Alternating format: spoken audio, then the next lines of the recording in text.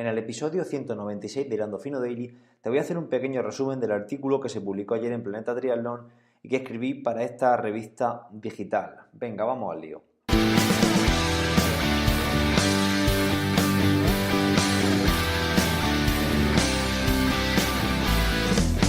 Buenos días, tardes o noches familia, bienvenidos a este episodio 196 de Hilando Fino Daily, el lugar donde expreso todo aquello que se me va pasando por la cabeza sobre el deporte en general y el triatlón en particular. Hoy es viernes 9 de noviembre de 2018 y bueno, y como siempre te recuerdo, te animo a entrar en hilandofino.net. Ahí vas a encontrar la academia, un conjunto de planes de entrenamiento y de cursos para aprender a planificar tu entrenamiento y tu actividad física, tu deporte de resistencia, de forma totalmente autónoma. Bueno, vamos con el episodio de hoy, episodio 196, nos estamos acercando ya a los 200 sin apenas darnos cuenta y bueno, la verdad que bastante contento con esa cifra ya de 200 episodios sin todavía haber cumplido ni siquiera un año de vida este podcast, que espero que sea el primer año de muchos más. Bueno, como os comenté ayer en el episodio 195, ayer se publicó en la revista digital Planeta Triatlón un artículo que escribí para ello, de cómo sacarle, bueno, el título del artículo era cómo sacarle el máximo partido a tu entrenador online. Y bueno, hoy he considerado oportuno que puede ser interesante pues traeros aquí un pequeño resumen y alguna puntualización quizás de esas líneas que escribí para esta revista. Bueno, también quería comentaros, porque a mí me gusta ser muy sincero con todos vosotros, que a mí no me llamó Planeta Triatlón para que escribiera, sino que fui yo el que me puse en contacto con la persona indicada. Realmente lo que quería era colocar un banner publicitario en esta revista digital para publicitar la academia, ¿no? Y bueno, y me propusieron que podía escribir y a cambio de una aportación económica que yo haría a la revista. Y la verdad que me pareció una forma mucho más interesante de publicitarme que con un simple banner, aportando algo de valor y aportando un contenido que creo que puede ser interesante, a cambio de pagar por ello, claro está, que en fin, en ocasiones el hecho de publicar en sitios nos creemos que es gratuito y no es así, ¿no? Bueno, hecha esa pequeña puntualización, me gustaría pues hacer un pequeño resumen. En primer lugar, en el artículo comencé hablando de algunas de las plataformas que teníamos a nuestra disposición, como son Garmin Connect, Strava, Training Peaks, Sportlaser, Trainer Plan, Endurance Tool, Today's Plan. Son herramientas que disponemos los entrenadores para gestionar nuestro entrenamiento, el entrenamiento con nuestros deportistas y también que se prestan al seguimiento de ese entrenamiento, a la comunicación y demás. Y bueno, y esa serie de herramientas son las que han posibilitado pues, que esta labor de entrenador personal pues, cada vez esté más globalizada y que cada vez podamos acceder a más clientes, por así decirlo, o a más deportistas, aunque estén al otro lado del mundo, ¿vale? Y la idea de este artículo era un poco a esa gente que está entrenando online, pues hacerle ver cómo pueden sacarle más ventaja al hecho de tener un entrenador de forma online, de forma digital, ¿no? Perdonad. Bueno, antes de nada, yo lo que hice fue dar una serie de consejos, una serie de variables que debéis de tener en cuenta a la hora de elegir un entrenador online. En primer lugar, las puse por orden de importancia bajo mi punto de vista, es que esté formado de forma constante, que sea un entrenador preocupado de su constante evolución y de su constante formación, ¿no? No vale de nada sacarse una carrera, como ya he hablado en otras ocasiones aquí, licenciatura en educación física, diplomatura en educación física, nivel 3 de diferentes deportes de las federaciones, nivel federativo, y conformarse con eso y decir, bueno, ya he aprendido todo lo que tengo que aprender, hasta luego, Lucas, ya no vuelvo a tocar bueno, iba a decir un libro, pero bueno, eso ya está un poco en desuso, ¿no? Parezco el abuelo cebolleta. Ya no vuelvo a formarme en ninguna otra materia hasta que, bueno, pues no sé, hasta que salga algo muy revolucionario en lo que me veo obligado. Pues no creo que deba ser así.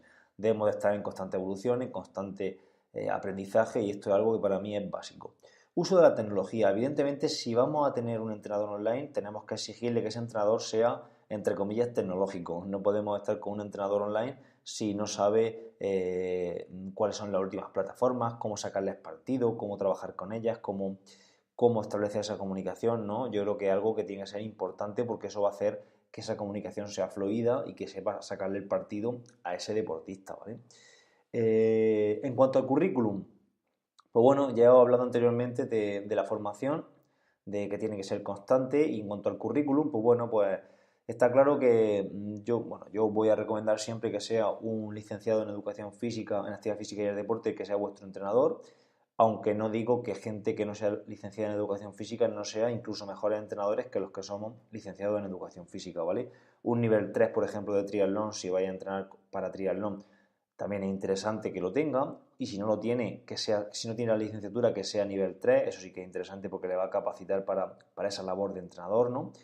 Y bueno, y el hecho de tener un pequeño currículum, no tiene por qué ser extenso ni de varias páginas, el hecho de tener un pequeño currículum pues va a hacer que demuestre también esa preocupación que ha tenido por formarse, ¿no?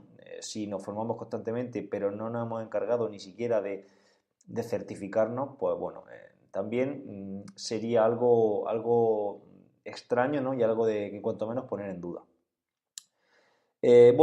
Más cosas.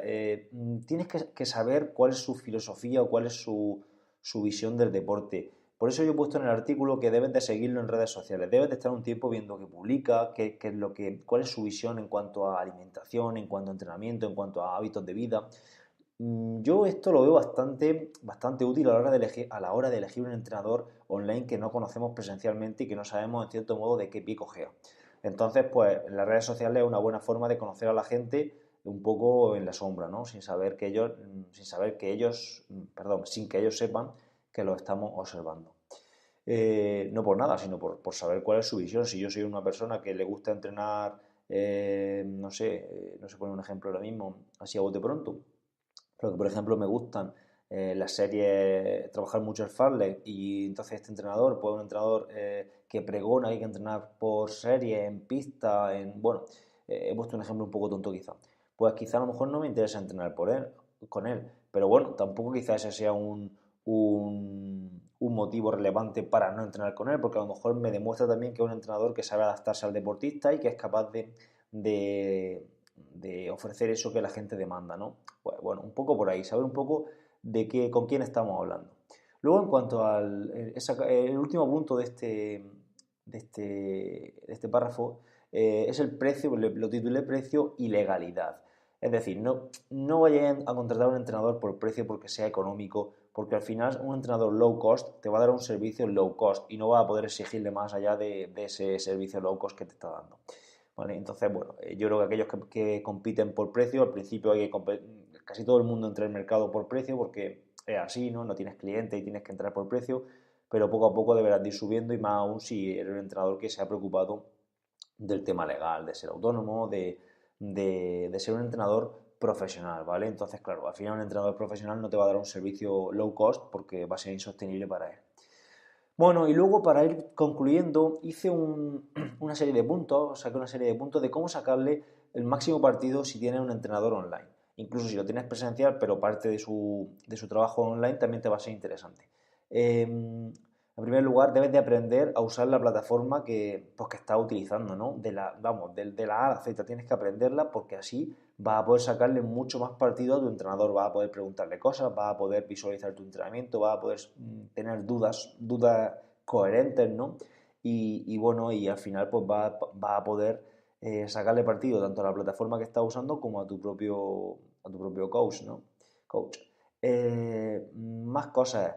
Para sacarle bastante partido tienes que dar mucho feedback. Si no das feedback, pues tu entrenador no te va a dar feedback tampoco. Entonces, es interesante pues tener muchísima comunicación. El feedback, como pongo ahí, es oro puro. Y luego más cosas, pues la tecnología en este caso es clave. Es que la palabra online en sí ya lleva asociado la tecnología dentro, ¿no? Por así decirlo. Eh, Tenemos que controlar toda la tecnología que tenemos a nuestro alcance en cuanto a plataformas online, dispositivos y demás. Y luego pues que nuestro entrenador haga uso de ello con nosotros. Por ejemplo, podemos mandarle vídeos con nuestro móvil o con una cámara subacuática de nuestra natación para que nos la corrija. Incluso se pueden establecer charlas vía Skype, por ejemplo, compartiendo pantalla, y que nuestro entrenador nos vaya diciendo pues que tenemos un fallo aquí o acá, o que el codo está así, o que el pie hay que ponerlo de esta otra forma, ¿vale?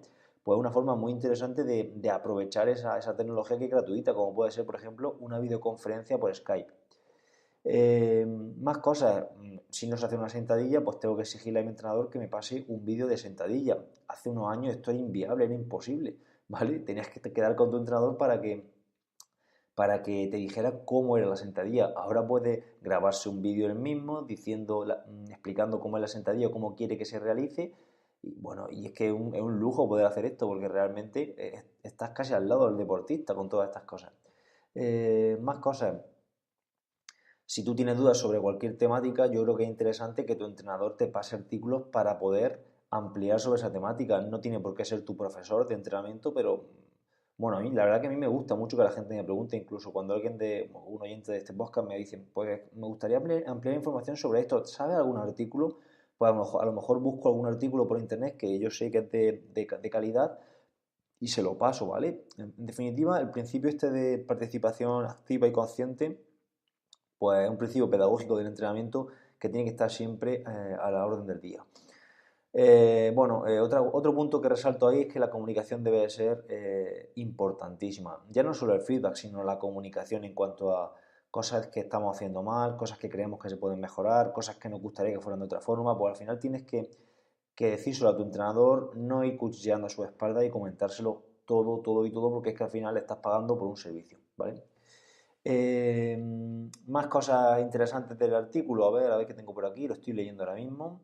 En cuanto a la comunicación hablando de la comunicación que os he dicho anteriormente, pues tienes que, bueno, esto es algo que yo también lo he trabajado durante bastante tiempo con mis deportistas, tienes que usar, bajo mi punto de vista, el medio de comunicación, la forma de comunicarte que tu entrenador te diga. Si te dice que te comunicas con él por WhatsApp, pues comunícate por WhatsApp. Si te dice que por correo, por correo. Si te dice que todos los días una llamada, pues una llamada, ¿vale? Pero en definitiva tu entrenador va a tener más deportistas y al final si cada deportista, imaginad que le comunica las cosas por una vía, pues al final se va a poner loco y no va a poder atender bien a todos. Entonces lo interesante es, yo lo hago así, es centralizarlo todo por una misma vía de comunicación para que nada se escape, ¿vale? Bueno, yo creo que lo voy a dejar por hoy. Creo que con estas pautas podéis mejorar vuestra comunicación, vuestra relación con vuestro entrenador y también a la hora de elegirlo vaya a tener algunas nociones más interesantes para poder elegir un entrenador online y al final pues un poco que acortar esa diferencia, esa distancia de entre donde estamos nosotros y donde está nuestro entrenador y que parezca que tenemos un entrenador presencial. Nada, muchísimas gracias como siempre por estar ahí, por haberos suscrito a la academia, por escucharme. Gracias también por vuestros corazoncitos de me gusta en iVoox y por vuestras valoraciones de 5 estrellas en Apple Podcast o en iTunes, que es como se llama. Por cierto, valorar en 5 estrellas